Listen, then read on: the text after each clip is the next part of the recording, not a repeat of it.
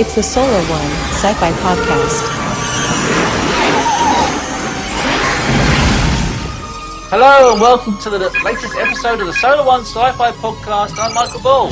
I'm joined once again by the demigod of knowledge, Martin Fowler.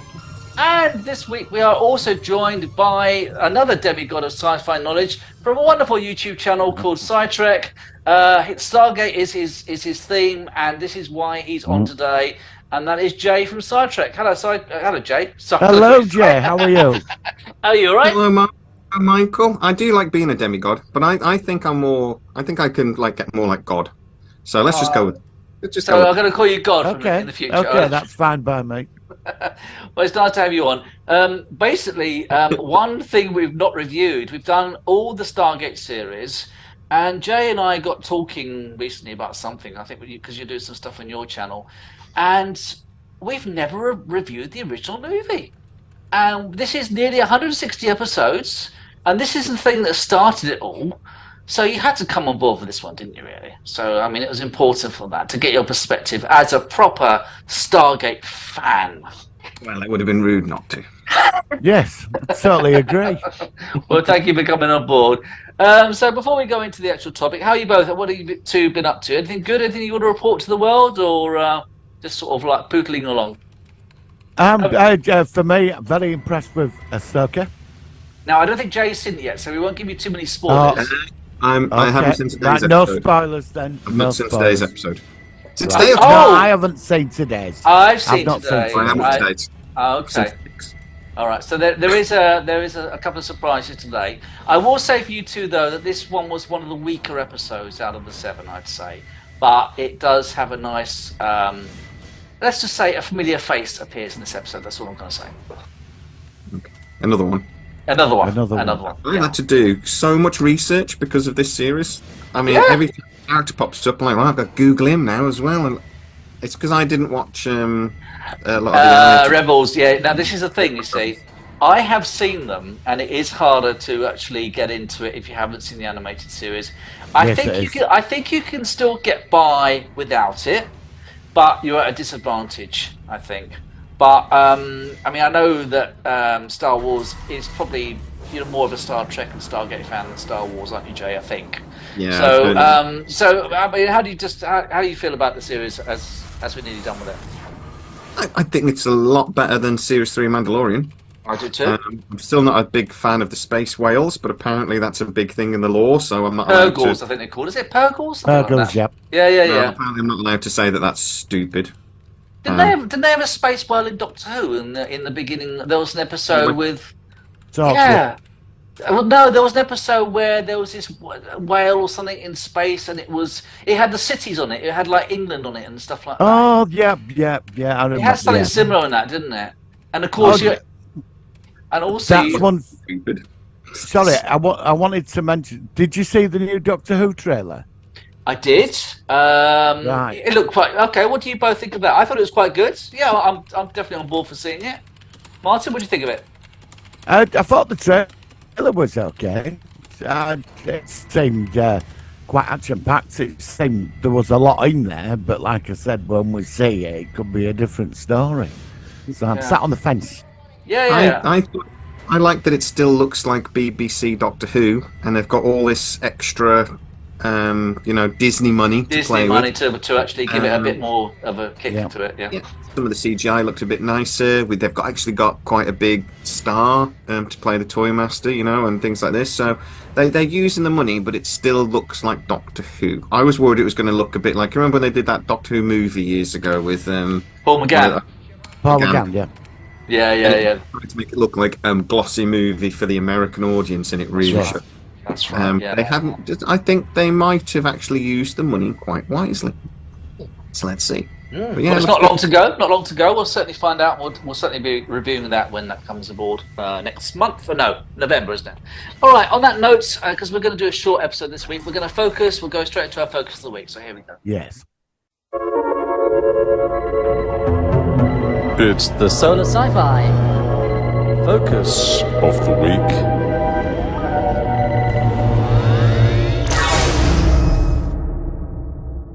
All right, so this film is a little-known film from 1994. I think Roland Emmerich was the guy involved with it, who I know from things like Independence Day, Godzilla, and all sorts of other sort of big-budget sort of films. And there's a few well-known actors in it. A guy called Kurt Russell, who I think I remember very. Now, of course, I know Kurt Russell. I mean, I'm a big fan of The Thing, lots of his movies, and James Spader as well. I remember from Mannequin. He played this greasy-haired guy in this old comedy series from the 80s, and he had his hair greased up. And I think he might have done that. No, he must have done it before Stargate. Anyway, it's Stargate we're talking about. So I suppose that the first question to ask is, how did you both encounter it? Obviously, I know, Jay, you're a huge fan of the TV franchise. So let's ask you first. How did you encounter the original movie? I was a massive fan of Kurt Russell, but in particular James Spader. I just think James Spader is one of the best actors of our generation. I think he's amazing. So I remember, 1994, I was 17. So I didn't get it at the cinema. I don't think I ever went to the cinema back then because we were poor, tiny little violin, but I didn't go to the cinema. But I got the DVD or the video. It would have been the video. Yeah, video. Yeah. Okay. Because as soon as any movie, Kurt Russell. This was a bit of a lull in Kurt Russell's career. This was a bit of like a comeback for him. He's had 2 or 3 big comebacks. He had some dips, didn't he? I think that's right. Yeah. But as soon as this came out, I'm a big sci-fi fan, so I remember thinking, "Oh, this looks great. I'm watching this." I'd never heard of. Obviously, Roland Emmerich with Dean Devlin wrote this. That was one of their early works together, wasn't it? I think it was one of their early collaborations. Roland Emmerich directed. It's considered his breakthrough role. Yes, that's right. I always, even back then, I was a bit of an alien nerd and UFOs and things, so I knew the ancient alien stories this was kind of based on. Right. They actually got sued because a student thought that they'd stolen the idea off him. Oh, really? I didn't know that. Okay. Yeah, in '95, they actually got sued twice. Really? Oh dear. Nice. Accused of stealing the idea. Okay. But they did steal the idea. So, because it's an ancient alien theory, it's been around for. It's not a new theory, is it? Yeah, the Stargate conspiracy. For centuries. There's supposed to be one in Syria, apparently. Oh, okay. That's interesting. The ancient theory, but Roland Emmerich's got a massive thing with the ancient alien theory. I mean, even Independence Day was about UFOs and crashed UFOs. Yeah. He had some parallels. Yeah. Do you mind if I just go off track for a second? Have you been following what's been going on in Mexico? I'm like you, a massive UFO thing. Have you been following that with the bodies? If that turns out to be another hoax, the Mexican government are going to look like fools. The main doctor, I'm sorry I forget his name, but the main doctor that's sort of been doing the research on this and does the genetic thing, he has been caught hoaxing before. Oh, don't take it to And what do you think to the Senate hearings with that? Emmett worked in all the secret departments in the Pentagon and came forward. Have you? There's a couple of Republican senators in particular that are really pushing for this, and it's been going on for a while now. So, and this really has come back from like the TikTok video and speedster videos and things that's really kickstarted this. The main guy who is genuine, did work for the government, did work for these things, has never actually seen a UFO himself, but he spoke to lots of people, so there's that immediately. You get people like Commander Fravor, though, and it's very difficult to ignore them when they're saying, I've got 20 years experience, I saw this thing myself, and I don't know what I was looking at. That's very difficult to just dismiss.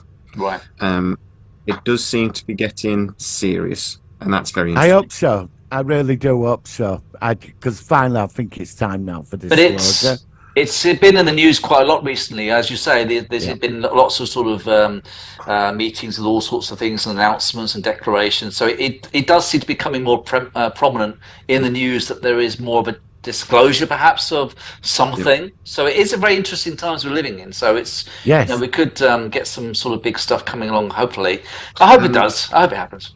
I was going to say, I did 4 years doing a YouTube channel before I started SciTrek.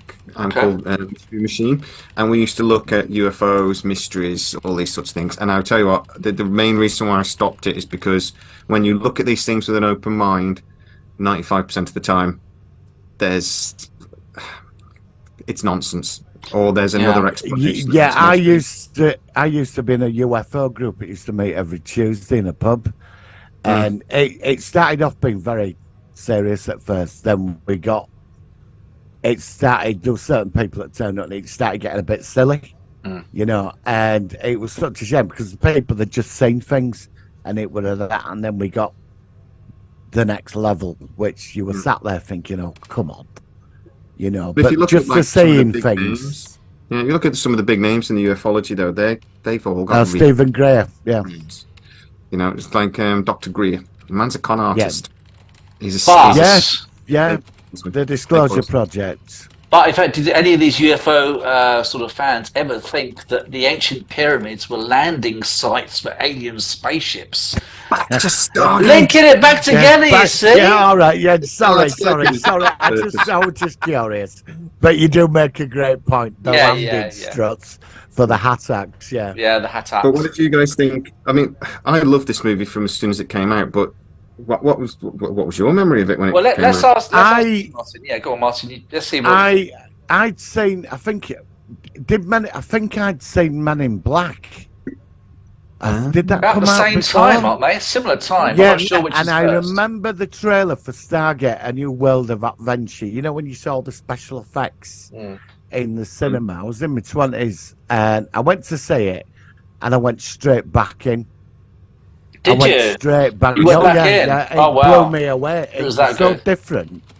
And do you know what I loved about it was, I know the aliens, but the beginning when he's like, he has that thing in the hotel, and they're all mocking him, and then they take him to that Cheyenne Mountain. Yeah. And I love the scene with Kurt Russell where they have the body of one of the Jafar warriors like all mangled up because he came back through when they shut the gate.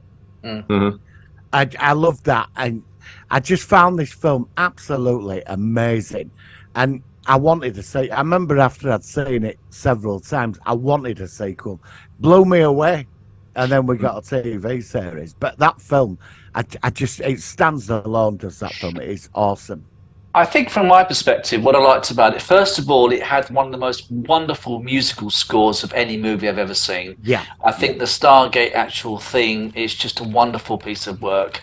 It had some great humour in it. I thought James Spader and Kurt Russell, the way they were very different perspectives, and you had Daniel Jackson sneezing and all this sort of stuff, which was really good. It was really, it just stood out. First of all, the idea of a portal which looks like water when it's opened. I don't know why that's so unique, but it's a very, very clever idea.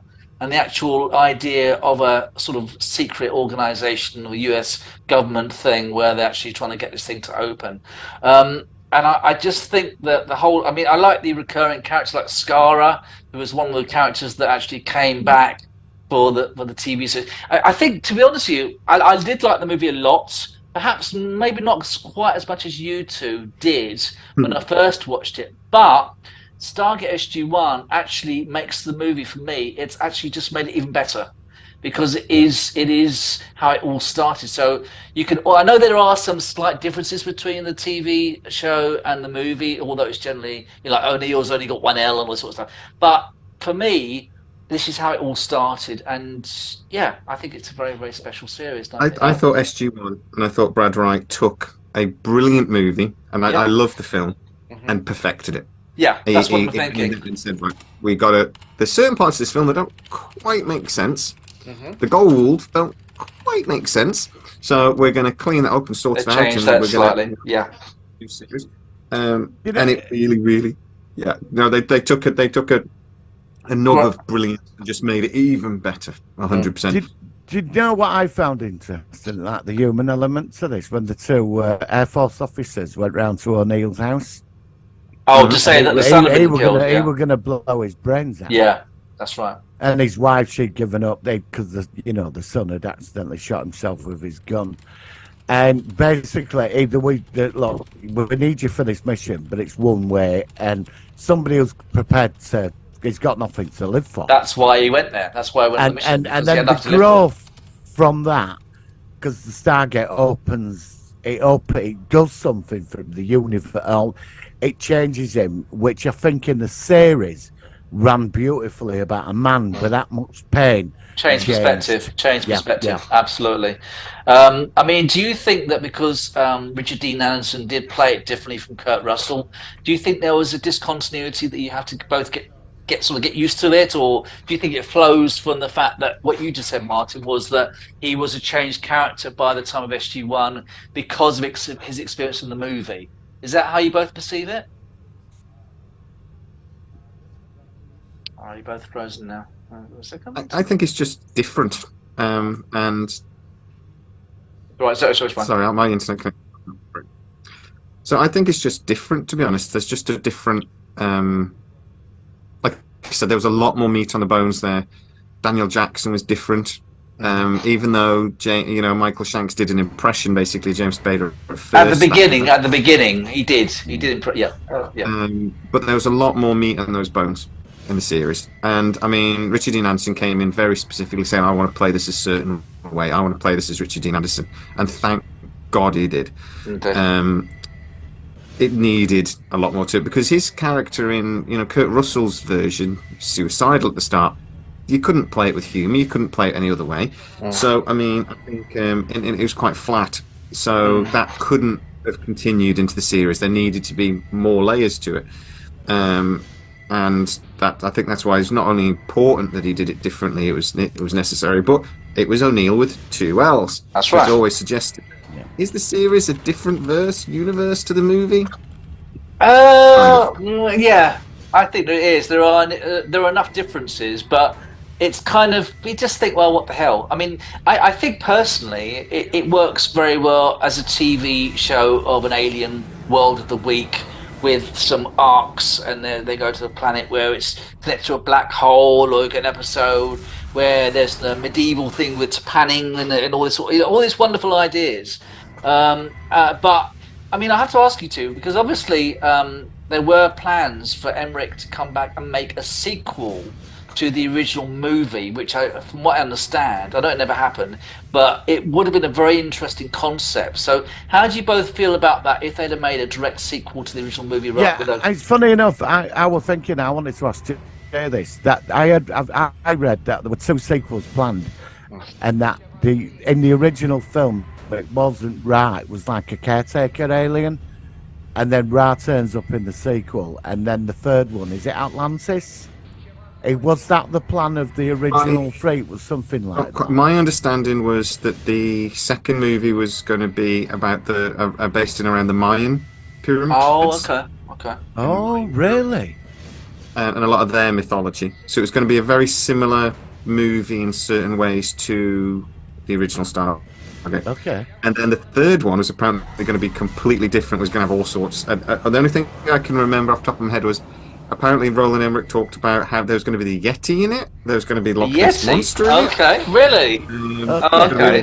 And it was all going to apparently tie the first 2 movies together and do and God knows. But in 2015, this was greenlit. Roland Emmerich was. That's what I heard about. That's why I brought it up. I know. Yeah, it was getting quite serious at one point. Then it's all. So they were going to sort of use like mythology from all the centuries of different things in the 3 movies. It was going to tie in a lot of mythology from all over the planet. Okay. Was basically the theory. I've never heard that Ra was coming back, but I read an article in SFX magazine years ago, and they said that the first alien was like the caretaker. He worked for Ra. They got rid of him, and then Ra turned up.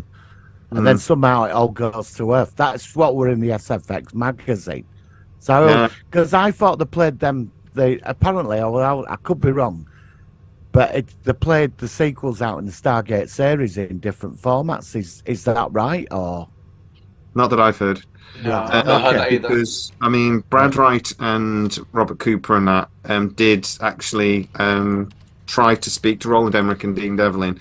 And they did try to get their ideas of how the movies were going to develop and all those things. And Dean Devlin and Roland Emmerich had absolutely no interest in having those conversations. Yeah, So they just, I heard that. You do you, we'll do us sort of thing. Yeah, And, I heard that as well. Yeah, they weren't unpleasant about it or anything. They were just like, look, it wouldn't be helpful, sort of thing. You do you. Yeah, and they I think didn't want a probably... collaboration, did they? They just saw it as like, oh, this is this TV series. That's fine what they're doing, but this is not what we're going to be involved with, the kind of thing. I heard about that as well, which is a shame. Roland Emmerich, to be honest, has been a bit, when he's been asked about doing the Stargate, sort of back in, so right. The current rumor is we're going to be getting a Stargate movie, new movie. It's going to be an SG-1 revival. Yeah. So about 18 months ago, Amazon were already thinking about this. The problem is, though, that Roland Emmerich is contracted that if they do a straight-to-cinema movie, or any movie, it looks like, that Roland Emmerich has to be involved. So they asked him about it all that time ago. That's interesting. This idea. Right. He then talked about it in an interview, though, and said, look, I am contracted to this. I will have to do this if there's a movie. I'm going to have to be connected to it somehow. But it's very clear to me that Amazon are only interested in the TV audience. They're not interested in rebooting the movie. Right. It's what I wanted, which is what he wants to do. So we can all say thank God to that one. But, yes, yeah, no, I agree. I think they should build on the established canon. Yeah. Roland Emmerich has told us exactly what Amazon are going to do. He told us over a year ago. I suppose at this point, I mean, the one thing I like about your channel is that you do know some people in the background who have got some information about this prospective new sort of movie. Now, like I said, it's been at one point, it might have been a TV show, it might have been a movie. I mean, at the moment it sounds like it's going to be a movie of some sort, I suppose you wouldn't know whether it would be a direct continuation of the SG-1 series or whether it would be more of a link to the original movie. Have you any idea about how it might go? Yeah, pretty much. What the different people I've spoken to have always said was that Amazon's idea has always been that it will be a continuation. They want an SG-1 revival. Okay. So they want to be continue that. But there's a understanding that new creators are going to want to do things slightly differently.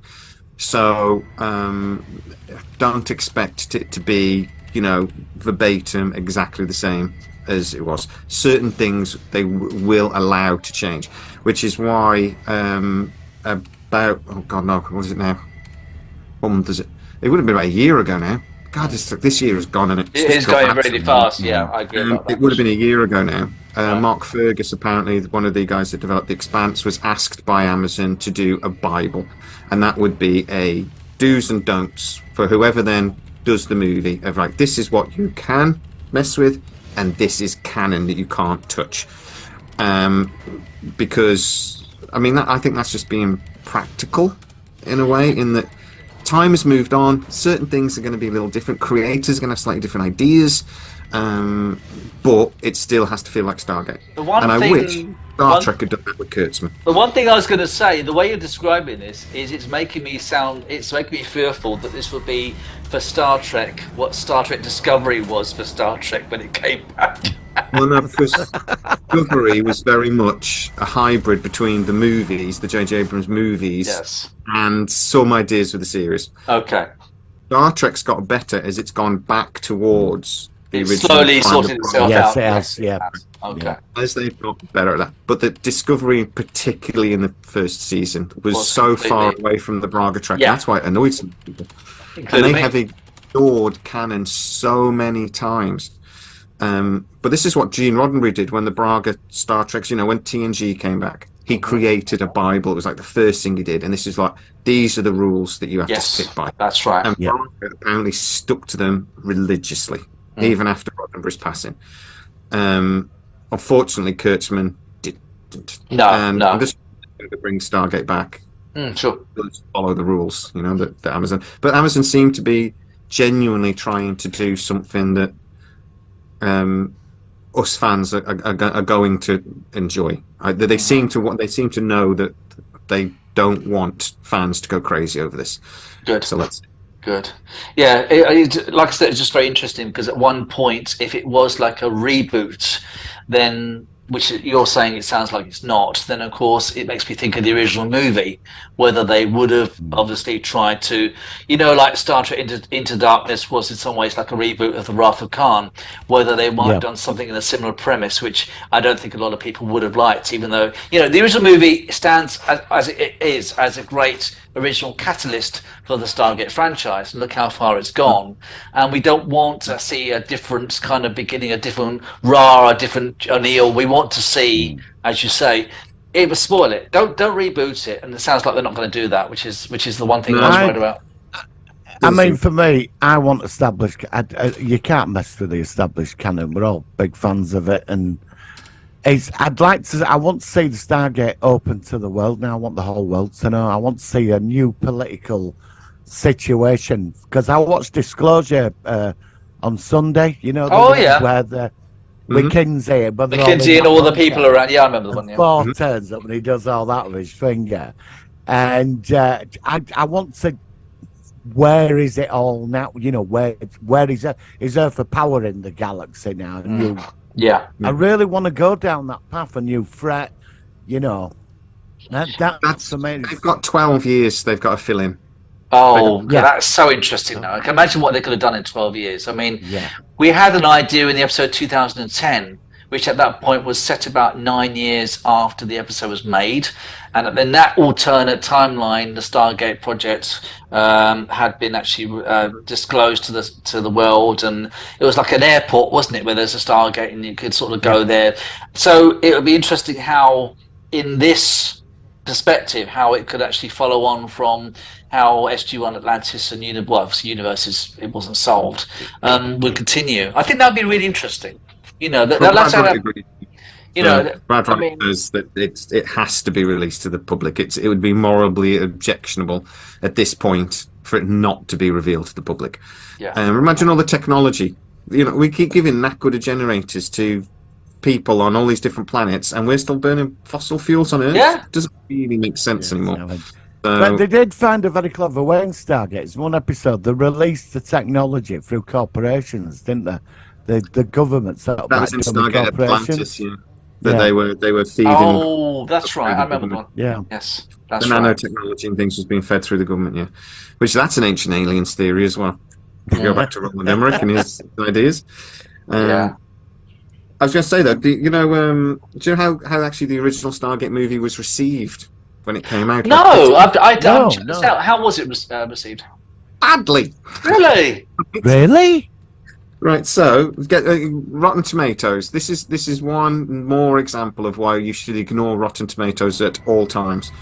It only scored 52% on release. Oh, okay. No. There's a guy. Basically, there's some mixed reviews. Some people liked it, but generally, the general idea was that it was corny characterizations, too many special effects, and very thin storyline.